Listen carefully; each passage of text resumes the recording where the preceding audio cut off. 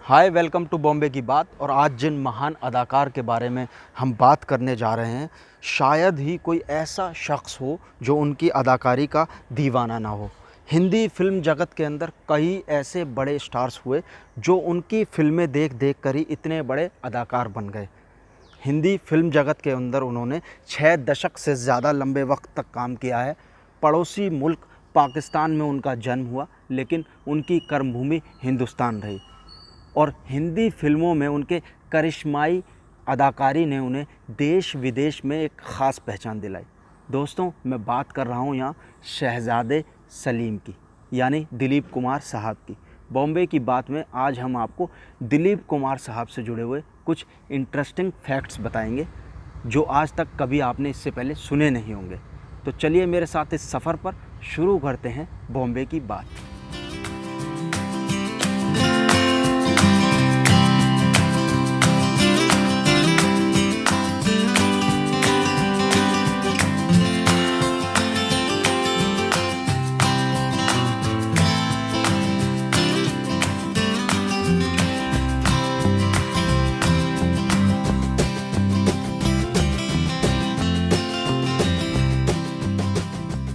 ये बात बहुत कम लोग जानते हैं कि दिलीप साहब का असली नाम मोहम्मद यूसुफ खान है।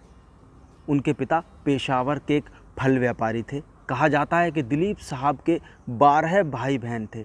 उनके पिता ने अपने मकान का एक हिस्सा किराए पर दिया हुआ था ताकि उनके बच्चों की परवरिश अच्छे से हो सके।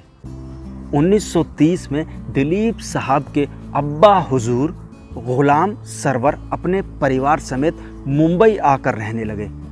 इसके बाद 1940 में दिलीप साहब का अपने पूरे परिवार से किसी बात को लेकर मतभेद हो गया, जिसके बाद वो कुछ समय के लिए पुणे चले गए। पुणे में उनकी मुलाकात एक होटल के मालिक ताज मोहम्मद से हुई, जिसके बाद उन्होंने वहाँ पर एक छोटी सी कैंटीन खोली। कैंटीन से उनकी कमाई हुई 5,000 रुपये। जब उन्होंने 5,000 रुपये जमा किए, उसके बाद वो वापस जाकर मुंबई रहने लगे। 1943 में दिलीप साहब की मुलाकात एक शख्स डॉक्टर मसानी से हुई। डॉक्टर मसानी ने उन्हें बॉम्बे टॉकीज़ में काम दिलाया और बॉम्बे टॉकीज़ की मालकिन देविका रानी ने उन्हें फिल्म ज्वार भाटा के लिए साइन कर लिया, लेकिन ये फिल्म बॉक्स ऑफिस पर कुछ ख़ास कमाल नहीं कर पाई। यूसुफ खान को दिलीप कुमार कहे जाने के पीछे भी एक इंटरेस्टिंग कहानी छुपी हुई है। कहा जाता है कि पुणे से मुंबई लौटने के बाद जब उन्हें बॉम्बे टॉकीज़ में काम मिला तो उनके सामने ये संकट गहरा गया कि वो अपनी पहचान अपने परिवार वालों से कैसे छिपाएं, क्योंकि उनके परिवार वालों से मतभेद था। इसी वजह से उन्होंने अपना नाम बदलने का फ़ैसला किया।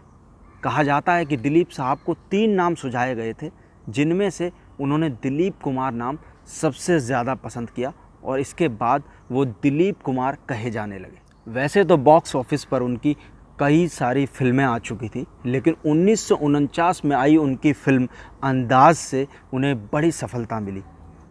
1950 में उन्होंने एक के बाद एक कई सारी सुपरहिट फिल्में दी। इन फिल्मों में जोगन, हलचल, बाबुल, नया दौर, देवदास, दीदार, दाग और मधुमती फिल्म शामिल है।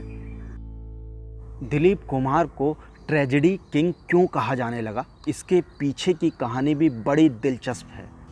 बात 50 के दशक की है। दिलीप साहब अपनी सभी फिल्मों में ट्रेजिक लव स्टोरीज़ में नज़र आए। नदिया के पार, अंदाज, आरजू, दीदार, देवदास और दाग फिल्मों में किए उनके ट्रेजिक रोल्स के बाद उनको ट्रेजेडी किंग कहा जाने लगा। ये बात भी आप लोग नहीं जानते होंगे कि ट्रेजेडी किंग का टैग लग जाने के बाद दिलीप साहब इतने परेशान हो गए कि उनको साइकाइट्रिस्ट के पास जाना पड़ा और साइकाइट्रिस्ट ने उनको ये सलाह दी कि वो लीक से हटकर कुछ फिल्में करें, क्योंकि देवदास और यहूदी जैसे किरदार उनके दिमाग में छप गए थे, जिसकी वजह से उनको परेशानी होने लगी थी। फिल्मों की इन ट्रेजेडी से निकलने के लिए उन्होंने कोहिनूर और राम और श्याम जैसी हल्की फुल्की फिल्में की। दिलीप साहब की ज़िंदगी में एक ऐसा दौर भी आया जब वो बुलंदियों को छू रहे थे। एक ब्रिटिश डायरेक्टर ने उनको एक फ़िल्म ऑफ़र की जो सुपरहिट फ़िल्म रही, लेकिन दिलीप साहब ने इस फ़िल्म में काम करने से मना कर दिया। उनका कहना था कि मैं अपने देश की भाषा में काम करना चाहता हूँ। हिंदी फिल्मों के ट्रेजेडी किंग की लव लाइफ भी काफ़ी ट्रेजेडी से भरपूर रही। कहा जाता है कि फ़िल्म तराना के दौरान उन्हें मधुबाला से प्यार हो गया और फिल्म नया दौर के बाद दोनों अलग भी हो गए। मुग़ल आज़म फिल्म के बाद कभी दोनों ने एक दूसरे के साथ किसी फिल्म में काम नहीं किया। दिलीप साहब के मधुबाला से प्रेम संबंध होने से पहले कामिनी कौशल से संबंध भी रहे, लेकिन कामिनी ने अपनी सिस्टर की डेथ के बाद अपने जीजा से शादी कर ली। इसके बाद दिलीप साहब और कामिनी कौशल अलग हो गए। 11 अक्टूबर 1966 को दिलीप साहब ने 44 साल की उम्र में 22 साल की सायरा बानो से शादी कर ली।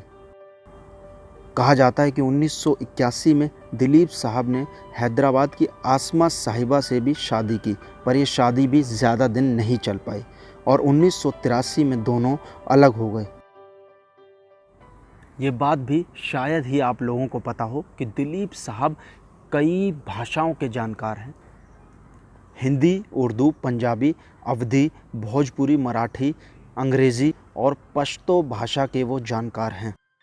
1960 में आई उनकी फिल्म मुग़ल आज़म ने कमाई के सारे रिकॉर्ड्स तोड़ दिए और इसके बाद दिलीप साहब बहुत बड़े स्टार बन गए।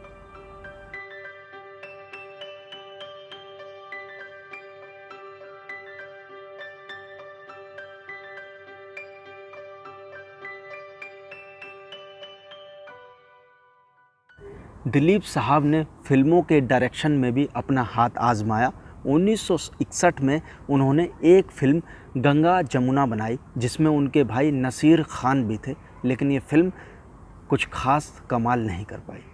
ये बात भी आप लोगों को शायद ही पता हो कि फिल्म कोहिनूर में दिलीप साहब ने मधुबन में राधिका नाचे गाने के लिए खुद ही सितार बजाना सीखा, इसीलिए उनको फिल्म इंडस्ट्री का बेस्ट मेथड एक्टर कहा जाता है। ये बात दिलीप साहब ने खुद बताई कि उनके सबसे ज़्यादा पसंदीदा एक्टर पृथ्वीराज कपूर हैं।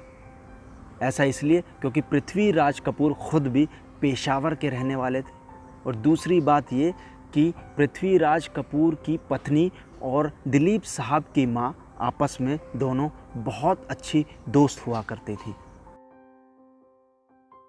पृथ्वीराज कपूर से उनकी दोस्ती का पता इस बात से चलता है कि एक बार मुग़ल आज़म के सेट पर जब दिलीप साहब के सिर में थोड़ा दर्द हुआ तो पृथ्वीराज कपूर साहब ने सेट की सारी लाइटें बंद करवा दी और इसके बाद पंखे का मुंह दिलीप साहब की तरफ कर दिया और वो दिलीप साहब के सिर पर मालिश करते रहे जब तक दिलीप साहब सो नहीं गए।